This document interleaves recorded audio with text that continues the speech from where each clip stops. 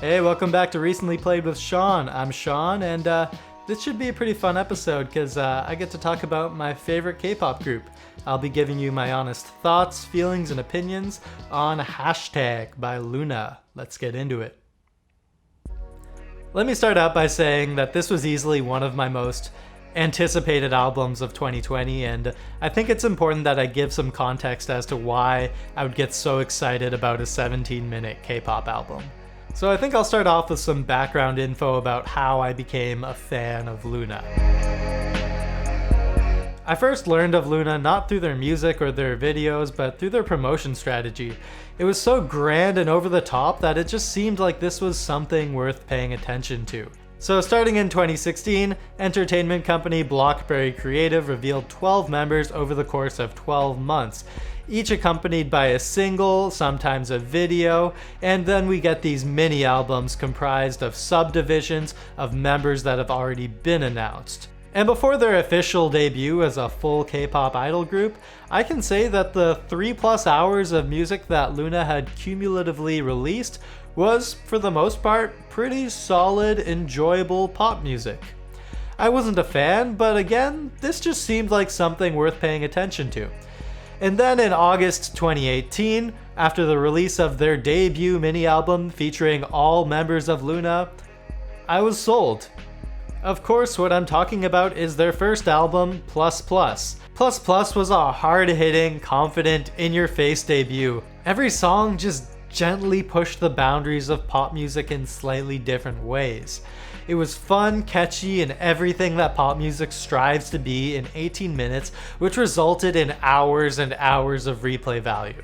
And then in February 2019, we get LOONA's next installment, XX, another mini-album that was very strong for quite different reasons. Plus Plus was a mini-album comprised of 5 great pop singles, whereas with XX, I felt like I was hearing one long K-pop odyssey. Maybe that's a bit of an exaggeration, but I got that vibe because of how well every song just picked up where the last one left off. It really was a very well-structured album, and I really respect the creative direction that they took with it. So, with the ambitious nature of LOONA's debut, it would have made sense that they would have been battling to be the most popular K-pop girl group in the world, but the impression I got was that Blockberry was trying to make LOONA the best that LOONA could be, regardless of what anyone else was trying to do or what was trending at the time. And that brings us to 2020. So you might have guessed that come January 2020, my expectations are pretty darn high for LOONA's next release. Compared to some of the other K-pop titans that they're competing with, LOONA hasn't released nearly as much material as a full group, but everything that they had released up until that point had been precisely calculated and flawlessly executed. LOONA, to me, seemed like they were a cut above the rest in a genre that embraces the most corny and extravagant aspects of pop music. Now, if you don't quite get my point, just take a look at a few of their music videos, and you find these sleek, simple frames and color palettes with great utilization of negative space. It's such a cool and refreshing level of artistry that I didn't really expect to get from LOONA, and it's partly responsible for their loyal cult following. I can see that Blockberry Creative displays a certain level of respect for LOONA's fanbase and their restraint from pulling cheap shots and trying to quickly gain popularity with gimmicks and overdone tropes. And speaking of which, that brings us to the first single off of Hashtag, 365. 365 is a sweet and heartfelt ballad that sounds nearly identical to every other K-pop ballad that I've heard. So if you're not familiar, ballads in K-pop can be a bit of an acquired taste. I would even argue that they fall a little bit under the fan service umbrella, as they're not the most original or unique sounding songs, but the die-hard fans will be able to appreciate their corny, melodramatic sound. As I sort of mentioned, I appreciated LOONA's restraint from doing things like ballads in the past because it always seemed like they were above that to a certain extent. I find myself having to dig pretty deep into this track to find anything that I like about it at all. I mean, sure, it's well produced and has a cool 80s stadium filling vibe to it, maybe even a bit gospel. It's a cute thank you to their fans, and at that point I could say that LOONA has earned themselves a bit of fan servicey material, so what the hey. If you want to watch a video of LOONA painting and having a grand old time, there you go. And I found it a little disenchanting that 365 became LOONA's first #1 single on the Billboard charts. A stark reminder that you should never underestimate the power of giving fans what they want. Now, I was kind of hoping that 365 would be a standalone, take it or leave it sort of track. Like, for those who wanted it, here it is. Now we're gonna go back to making genuinely interesting pop music. And then when I saw that the tracklist for Hashtag was released, I saw that 365 was included on it as the album's closer, and that was probably my first red flag that maybe this album wasn't gonna be what I wanted it to be. But with that being said, there's plenty of great examples of ballads that I don't particularly care for being included on K-pop albums that I really quite enjoy. But even then, the last two LOONA releases were strong in my eyes because of how tight and concise they were. There simply wasn't time for a fluffy track like 365. So now let's get into my first impressions of Hashtag by LOONA. So before every LOONA release, we get these 30-second or so trailers, and some of which are actually some really beautifully shot pieces of cinematography on their own. And I really liked the teaser trailers they did for the XX comeback, as they did a really good job of establishing the vibe of that album before it came out.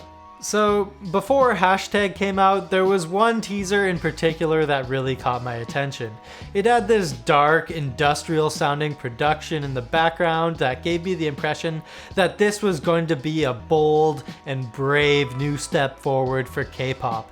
In a certain way, I thought that XX really expanded the possibilities for the genre, and I was kind of hoping that Hashtag would do the same. And if anyone was gonna push the boundaries for K-pop with a Tim Hecker, 10 Point Never, Aphex Twin sounding K-pop release, it seemed plausible that it could very well be LOONA.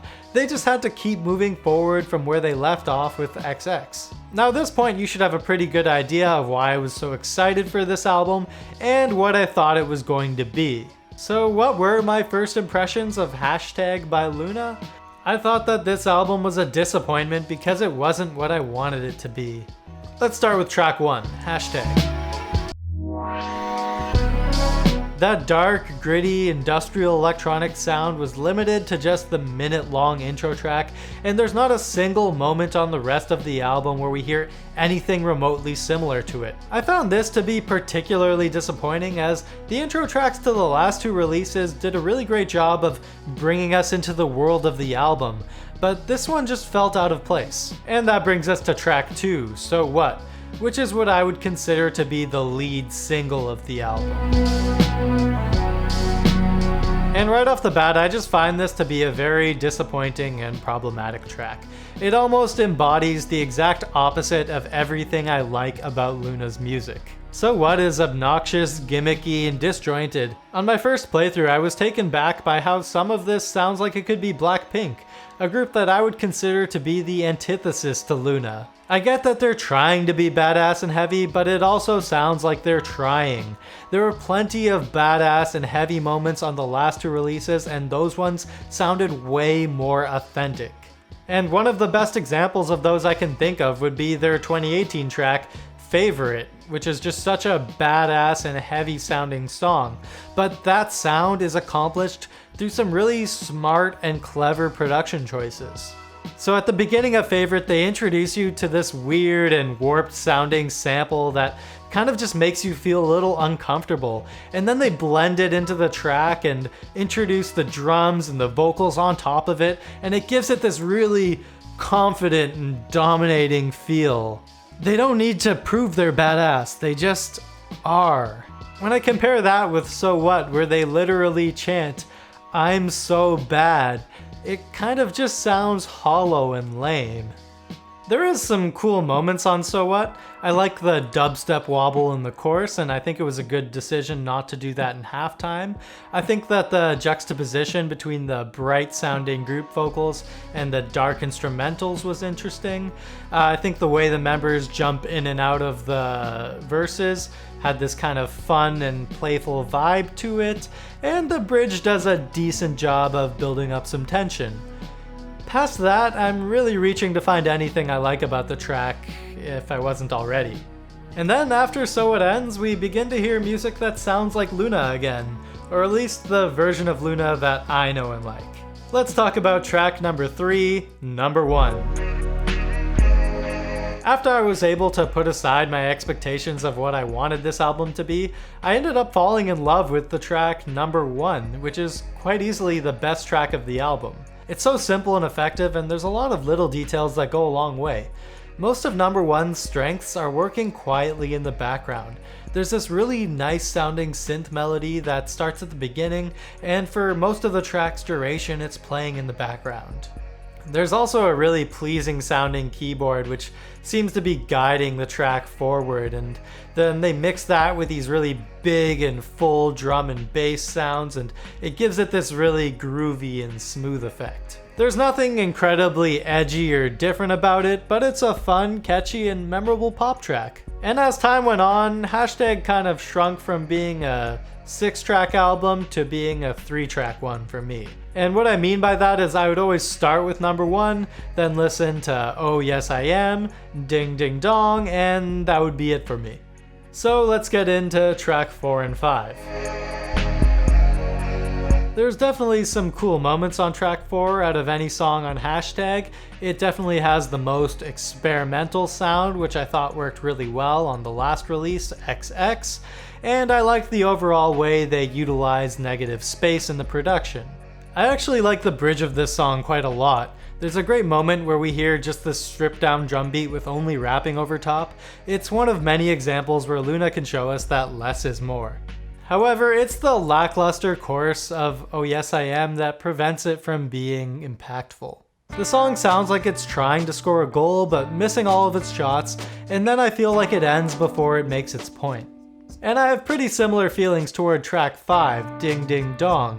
It's this funky jazz fusion city pop inspired track that is quite tightly produced and decently catchy, but it also just ends leaving me unsatisfied. Ultimately, these tracks just don't reach their full individual potential the way they do on Plus Plus, and they don't quite flow together as well as they do on XX. And now we're back to the last track of the album, 365. As I said earlier, 365 is a ballad, and ballads aren't for everyone. And this conclusion could have worked for me if it was justified by everything that came before it on the album. If the rest of the album was as clever, edgy, and impactful as the last 2 LOONA releases, I wouldn't mind the last track being this celebratory, reflective ballad. The problem is that there just isn't enough on Hashtag to deem it worthy of a celebration. It seems like for every song on Hashtag, I can point to a previous LOONA track where the same goal is accomplished with better execution, and 365 is no different. I'm reminded of Where You At, the final track of XX, which is also this sentimental, reflective, and celebratory track, but it's done with so much more taste and creativity. It's groovy, alternative, and infectiously catchy, and just does such a great job of capping off the album. 365 is so uninspired in comparison. It sounds like such an obligatory track. I'm not saying that it shouldn't exist, but it doesn't add anything to the album. Let's do some final thoughts. In my humble opinion, of the 3 EPs, mini-albums, comebacks, whatever you want to call it, Hashtag is easily the weakest. If this was from any other K-pop group, I would say that it's not bad. The thing is, for me, LOONA has always been so much more than not bad. They've always exceeded my expectations. And that's why it's hard for me to see this album as anything more than a disappointment. But it's not all bad. LOONA's most recent dance practice videos have shown a huge improvement in their choreography, which wasn't all that exciting before. And as LOONA becomes more popular across the globe, it makes sense that Blockberry Creative would try to grow the project in a different way. And as it seems, that strategy worked out pretty well for them. Going by the statistics alone, Hashtag has definitely been their most successful release to date. Perhaps the industrial experimental K-pop release that I wanted wouldn't have been very commercially viable. If you're new to LOONA, I certainly would not recommend starting with Hashtag. It has a lot of what I enjoy about LOONA's music in it, but you have to dig deep for it. I give Hashtag by LOONA a 7 out of 10. And there you go, those are my honest thoughts, feelings, and opinions on Hashtag by LOONA. Hopefully it wasn't too brutally honest for the orbits out there. And yeah, as always, if you enjoyed this video, please like and subscribe. If you didn't enjoy it, please like and subscribe. There'll be more coming.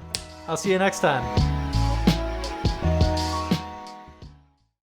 However, it's the lackluster course of Oh Yes I Am.